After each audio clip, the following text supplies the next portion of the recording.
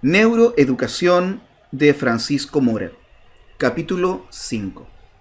Del color de las mariposas al pensamiento abstracto. ¿Qué hace que a los niños se les llene el cuerpo de alegría cuando piensan en ese día que van a hacer una excursión? ¿Cuál es el porqué de esa alegría, pensando en escapar de la pequeña cárcel que representa la clase donde se les enseña en el colegio? Porque muchos niños recordarán toda la vida cuando en una excursión el maestro les explicó el tamaño y las formas diferentes de muchas hojas, el significado multicolor de las alas de las mariposas o el espectro de colores del arco iris. Sin duda, porque ello significa activar los códigos cerebrales profundos heredados a lo largo de los tiempos en los que aprender y memorizar era consecuencia de la activación de los procesos emocionales que generan la curiosidad y como consecuencia abrir la ventana de la atención en espacios abiertos a todo aquello que es útil y sirve a la supervivencia biológica. Aprender para un niño de hoy, en ese contexto lleno de sonidos tal vez ancestrales, de colores y formas diversas, sigue siendo sencillamente placentero e intenso. Y eso es también el juego, ya lo hemos apuntado antes. Un mecanismo emocional disfrazado con el que el niño adquiere habilidades y capacidades a través de la vorágine de cambios que realiza su cerebro a grandes velocidades. Un corolario se puede sacar de todo esto, y este es que todo comienzo del aprendizaje, el más temprano del niño, debería hacerse directamente en contacto con la naturaleza, no entre cuatro paredes. Así nos lo revelan los códigos del cerebro, y como estos han ido apareciendo a lo largo del proceso evolutivo.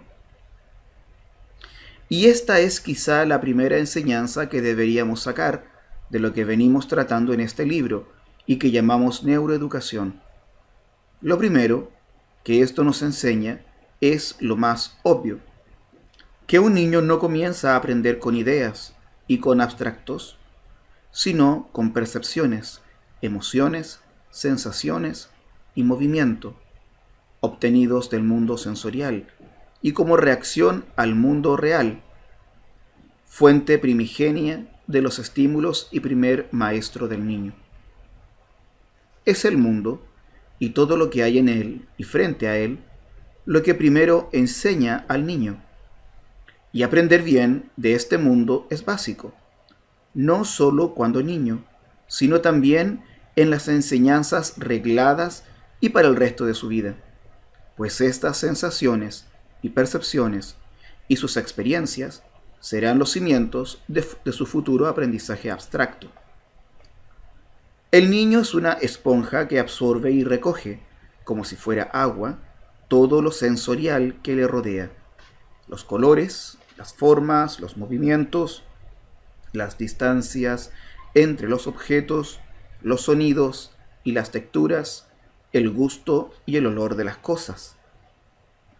Y es en un constante aprendizaje cómo transforma y cambia su cerebro. Pero esto se sigue inmediatamente de un proyectar al mundo lo aprendido, en donde lo contrasta y reaprende. El niño, a los pocos meses tras el nacimiento, gatea y explora su entorno, y en ese gateo y ese explorar aprende y graba en su cerebro los programas motores con los que más tarde, pasado el tiempo, podrá realizar un acto motor voluntario y coordinado. El aprendizaje es como el mito de Sísifo. Es un proceso de repetición constante con el que construye en recuerdos inconscientes los cimientos que luego le permitirán aprender conscientemente. Ese proceso de mirar, oír y tocar, sobre todo a través del juego, es el primer aprendizaje sólido infantil. Y todo ello conjugado con la inmediatez de esos significados emocionales que proporcionan los padres, y principalmente la madre. Y todo cobra sentido de supervivencia, que quiere decir de seguridad en seguir vivo a través de la emoción, ese fuego que cincela y forja de realidad todo lo que se ve y se toca. Hoy empezamos a vislumbrar lo muy negativo que puede resultar para el cerebro de un niño que de 1 o 2 años, mantenerlo encerrado en una guardería cuando es bien sabido que las paredes de una guardería deberían ser jardines amplios y extensos, llenos de cosas, vivas o no, que se puedan oír, tocar, oler y aún hasta lamer, y con las que el niño interactúe constantemente. Será con este andamiaje sólido con el que luego el niño construirá el edificio sólido de las ideas y el pensamiento abstracto. Y es que nunca hay que olvidar el proceso de evolución biológica, porque poco se puede entender en cualquier área del conocimiento sin tenerlo siempre presente. Y hay que tenerlo en cuenta para entender cómo el proceso de aprendizaje sensorial directo se transformó con el aumento y la complejidad del cerebro desde pensar con unidades sensoriales concretas, esa flor concreta que tengo delante de mí, a unidades sensoriales abstractas, el concepto de flor que yo tengo en la cabeza y que agrupa a todas las flores concretas que pueden existir y que además ella misma, esa flor abstracta, no existe fuera en el mundo. Y esta transición tuvo posiblemente su inicio hace nada menos que 1,5 millones de años, con aquel primer antecesor Homo, que fue el Homo habilis. El cerebro del Homo habilis posiblemente fue la cocina primigenia de la mente humana. Esa máquina capaz de nombrar cosas abstractas y de planificar y decidir objetivos a alcanzar y comunicarlos. Y con ello, pasar del lenguaje y el mensaje sensorial y emocional directo, con signos y onomatopeyas, al mensaje simbólico, cifrado. Así, se comenzaron a distinguir las cosas del mundo, nombrándolas, no con el viejo lenguaje emocional, sino con el nuevo no ético, es decir, con una idea, un abstracto, siquiera rudo y elemental, y con ello la clasificación de esos abstractos de lo que vemos, flor, hoja, árbol.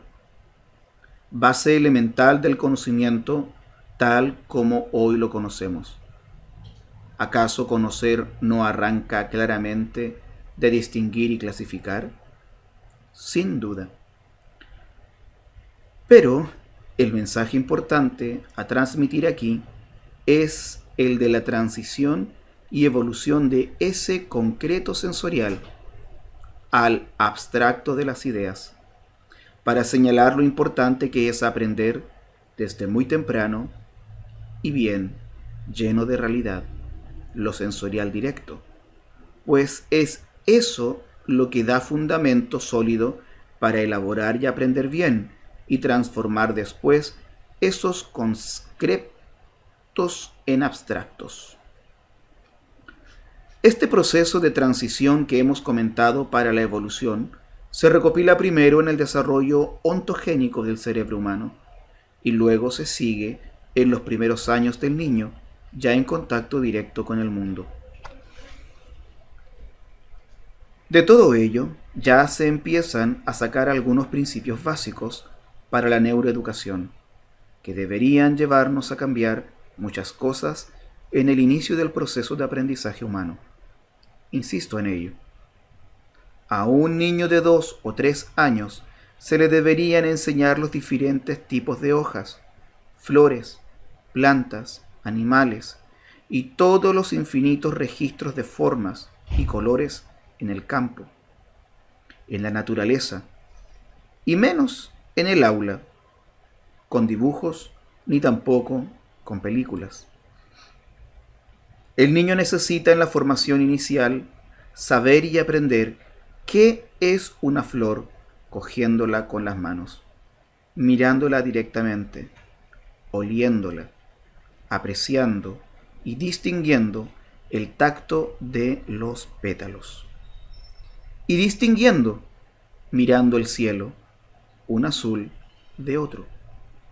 Y todo ello, como acabo de apuntar, con la protección y el sentimiento emocional, con la sonrisa del padre o del maestro. Solo así no lo olvidará jamás y anclará, además, sus futuros conocimientos abstractos de una forma sólida, sobre cimientos perceptuales emocionales reales, directos.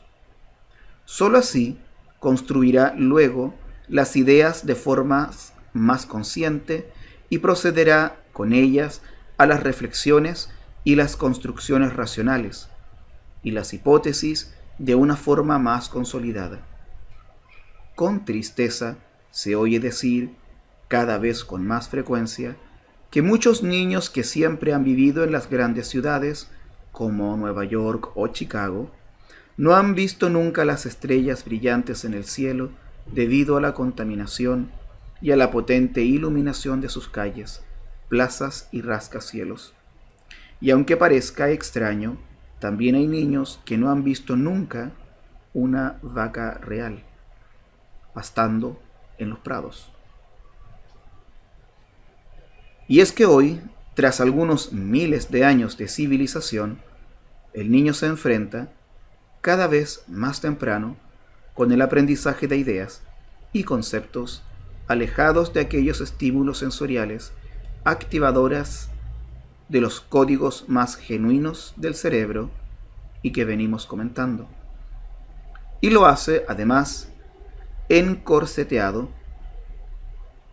en clases pequeñas y con el rigor y la seriedad de maestros que se alejan de aquel juego primitivo que generaba aprender y memorizar de lo sensorial directo, base de la curiosidad, la atención y el despertar, como acabo de señalar.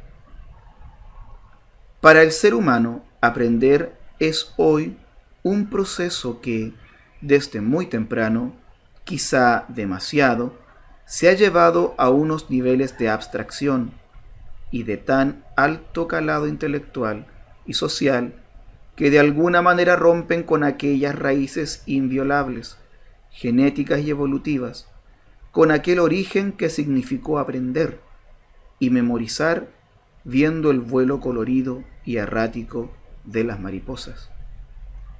No convendría repasar y evaluar en qué medida los estímulos que se utilizan hoy para aprender activan con propiedad los códigos del cerebro más genuinos para esta tarea. Repito, no convendría repasar y evaluar en qué medida los estímulos que se utilizan hoy para aprender activan con propiedad los códigos del cerebro más genuinos para esta tarea. Es posible que la neuroeducación, a la luz del proceso evolutivo, nos pueda ayudar a ello y sacar ventajas para llegar a aprender y memorizar mejor.